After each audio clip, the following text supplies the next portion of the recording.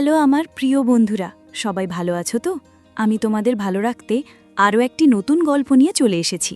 তো তোমরা যারা এখনও আমার এই চ্যানেলটি সাবস্ক্রাইব করনি তারা জলদি আমার এই চ্যানেলটি সাবস্ক্রাইব করে দাও।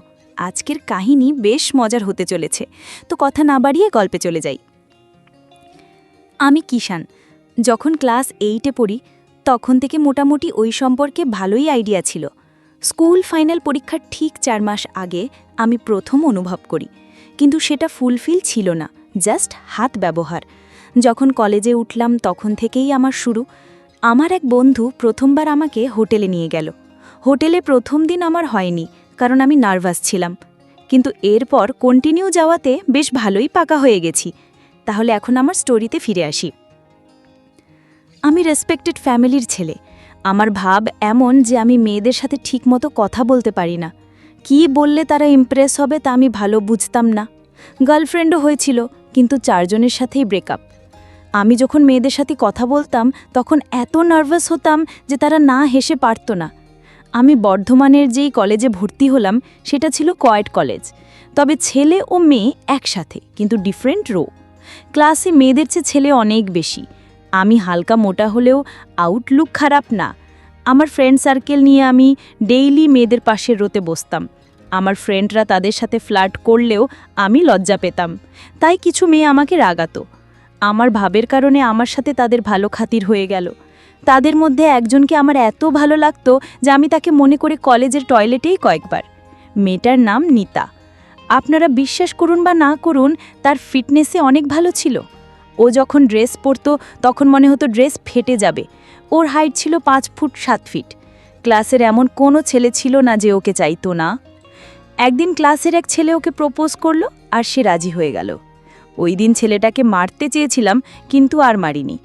কিন্তু মনে এত কষ্ট পেয়েছিলাম যে ওর বয়ফ্রেন্ডের সামনেই ওকে প্ল্যান করলাম।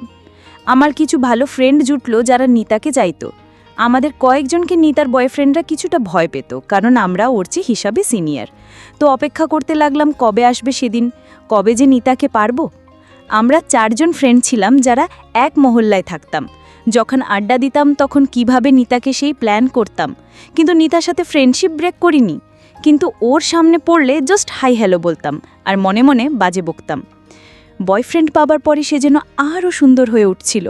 সত্যি কথা কি, আমাদের অনেক স্যারও ওর দিকে তাকিয়ে থাকতো। একসময় আমাদের পরীক্ষার রেজিস্ট্রেশন শুরু হলো। তখন রেজিস্ট্রেশন কি করব, আমার কষ্ট বাড়তে থাকলো। নিতাকে একবারও পারলাম না। তাই এবার আমরা 4 জন ফ্রেন্ড মিলে একটা সলিড প্ল্যান বানালাম, কারণ আর সহ্য হচ্ছিল না। ডিসেম্বর মাস, প্রথম ইয়ার স্টুডেন্টসদের দ্বিতীয় টার্ম পরীক্ষা শেষ অনেক আগেই, তাই কলেজের শুধু সেকেন্ড ইয়ারের স্টুডেন্ট মানে আমরা। যারা রেজিস্ট্রেশন প্রথম দিন করতে পারেনি তারা দ্বিতীয় দিন আসলো। দ্বিতীয় দিন মাত্র 4 জন আসলো। তাদের মধ্যে নিতাসহ 3 জন মেয়ে আর বাকিরা ছেলে ছিল, আর আমরা 4 জন তো ছিলামই। নিতার কিছু পেপার সমস্যা হওয়াতে ওরটা লাস্টে করতে বলল। সবারটা শেষ হবার পর তারা চলে গেল, কিন্তু আমরা 4 জন আর যাইনি। আজকে যেমনি হোক নিতাকে, তাই আমরা লাস্ট একটা প্ল্যান করে কাজ শুরু করলাম। আমাদের কলেজে ওঠার 5টা সিঁড়ির পর 4টে রাউন্ড বিল্ডিং। 3 নম্বর বিল্ডিংটা পুরো খালি, আর ওইখানে একটা ছোট্ট স্পেস আছে যেখানে আমরা মাঝে মাঝে এটা সেটা খেতাম। সেই প্লেসটা আমরা সিলেক্ট করলাম। আমি, রাতুল, জনি, সাগর জনি স্যারের বিল্ডিংয়ের নিচে নিতার জন্য অপেক্ষা করছিলাম। আমি আর সাগর 3 নম্বর বিল্ডিংয়ে সব কিছু ঠিকঠাক করছিলাম। নিতা আসার পর বলল, রাতুল, জনি রেজিস্ট্রেশন করেছো? হ্যাঁ, এত ঝামেলা। রাতুল আর জনি জিজ্ঞেস করলো, তোমার বয়ফ্রেন্ড কই, দেখছি না যে? নিতা বলল, ওর রেজিস্ট্রেশনের কাজ আগের দিন শেষ, ও তো বাসায়, কিন্তু কেন? রাতুল জনি বলল, তোমার বয়ফ্রেন্ডের সম্পর্কে সব কিছু ঠিকভাবে জানো না। মানে কি? এত জানার কি আছে? দেখো, আমরা চাই না যে তোমার সাথে ওর রিলেশন খারাপ হোক, তাই যদি না চাও তবে কিছু বলবো না, কিন্তু তোমার জানা দরকার। নিতা বলল, ঠিক আছে, বলো কি জানো। আমরা তেমন কিছু বলতে পারবো না। আমরা কিষানের কাছ থেকে শুনেছি যে রবিন ছেলেটা খুব খারাপ। কিষান নাকি রবিনের এমন সব পার্সোনাল খবর জানে যা শুনলে তুমি আর রবিনের সাথে রিলেশন রাখবে না। নিতা বলল, কিষান কি চলে গেছে? না, কিন্তু এখন কথা বলতে পারবে না, পরে বলো। না, এখনই আমি ওর সাথে কথা বলতে চাই। ও কই? ও তো 3 নম্বর বিল্ডিংয়ে। ওখানে কি করে? কাউকে বলো না। আমরা কলেজের ওই বিল্ডিংয়ের 3 নম্বর ফ্লোরের 2 নম্বর সিঁড়ির পিছনে আড্ডা দিতাম। কিষান হয়তো এখানেই আছে। ওকে, আমি যাচ্ছি, মাইন্ড করো না, আমরা জাস্ট তোমাকে সব বললাম, তাহলে আমরা যাই, বাই। আসলে যাবে না ওদের সাথে কথা শেষ করে নিতা বিল্ডিংয়ের দিকে রওনা দেওয়ার সাথে সাথে রাতুল আমাকে ফোন করে বলল যে সব ওকে, নিতা আসছে। এদিকে যেই স্পটে আমরা কাহিনী করব তার আশেপাশে দুটো মোবাইলে ভিডিও অন করে এমনভাবে লুকিয়ে সেট করলাম যেন আমরা কি করি সব রেকর্ড করা যায়, আর নিতা যেন কিছু না বুঝে। নিতা যখন উপরে আসলো, আগে সাগরের সাথে কথা হলো। সাগর বলল, নিতা তুমি? কিষান কথায় বলেই ও আমার সামনে এলো। কি ব্যাপার, তুমি তুমি রবিনের কি পার্সোনাল খবর জানো? আমাকে বলতে হবে, রবিন তো ভালো ছেলে। নিতা বলল, প্লিজ আমাকে বলো তুমি কি জানো, আই এম সিরিয়াস। আমি তখন সাগরকে বললাম, একটু দূরে যা। সাগর কিছু না বলে কিছুটা দূরে গিয়ে ওর মোবাইলটা বের করে চাপতে লাগলো, আর মাঝে মাঝে কাউকে ফোন করার ভান করছিল। আসলে ও মোবাইলে ভিডিও অন করে সব রেকর্ড করছিল। এরপর আমি আস্তে আস্তে নার্ভাস হতে থাকলুম, আর আমার হাত অনেক ঠান্ডা হয়ে যাচ্ছিল। নিতা মনে করল আমি ওর সাথে কথা বলার কারণে নার্ভাস হয়ে যাচ্ছিলাম। নিতা ওর ডান হাত দিয়ে আমার ডান হাত ধরে বলল, কিষান দেখো, তুমি আমার ভালো ফ্রেন্ড, তাই তুমি যে কোনো কথা আমাকে বলতে পারো, নো প্রবলেম। তারপর আমি রবিনের টপিক বাদ দিয়ে অন্য লাইনে কথাবার্তা শুরু করলাম। যা শুনে নিতা জাস্ট চুপ করেছিল, আর আমাদের ভিডিও তো চলছিলই। তুমি কি জানো, আমি তোমাকে কলেজের সেই প্রথম দিন থেকেই লাইক করতাম। তুমি এখন আমার কাছে তোমার বয়ফ্রেন্ডের খবর নিতে এসেছো। এই বলে আমি হঠাৎ জোর করে নিতার হাত ধরতে স্টার্ট করলাম। নিতা এমন একটা জায়গাতে দাঁড়ানো ছিল যে সেখান থেকে পালানোর কোনো উপায় ছিল না। নিতা আমাকে প্রচুর জোরে জোরে ঘুষি মারছিল। আমার তো এমন উঠেছে তা বলার মতো না। পরে নিতা আমাকে এত জোরে ধাক্কা দিল যে আমি ওকে ধরে থাকা অবস্থায় মাটিতে পড়লাম। আমার সাথে সাথে নিতাও পড়ল। যাক, সুবিধা হলো, নিতা হয়রান হয়ে গেছে। মান সম্মানের ভয় বেশি জোরে চেঁচালো না। এরপর সাগর মোবাইলটা এক জায়গাতে সেট করে রেখে এসে হাত দুটো ধরল। তখন মনে হচ্ছিল আমি পৃথিবীর সবচেয়ে মজাদার জিনিস পেয়েছি। এবার কিছুটা চিল্লাচিল্লি শুরু করল। জনি আর রাতুল আমাদের গার্ড দিচ্ছিল।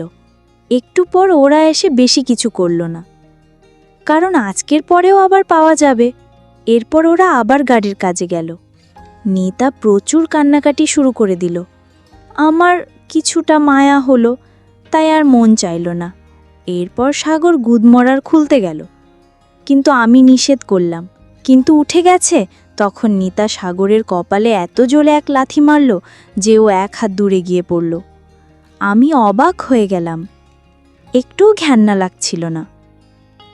আমি দেখলাম সাগর এত মজা করে খাচ্ছিল যে আমারও খেতে ইচ্ছা করছিল।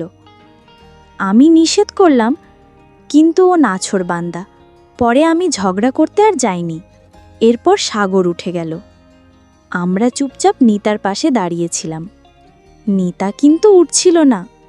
আমি হাত দিলাম সমবেদনা দেওয়ার জন্য, কিন্তু ওই আমার হাত ঠেলা দিয়ে সরিয়ে কান্না চালিয়ে গেল। আমি আর সাগর তখন ওকে অনেকবার সরি বললাম, কিন্তু কাজ হয় না।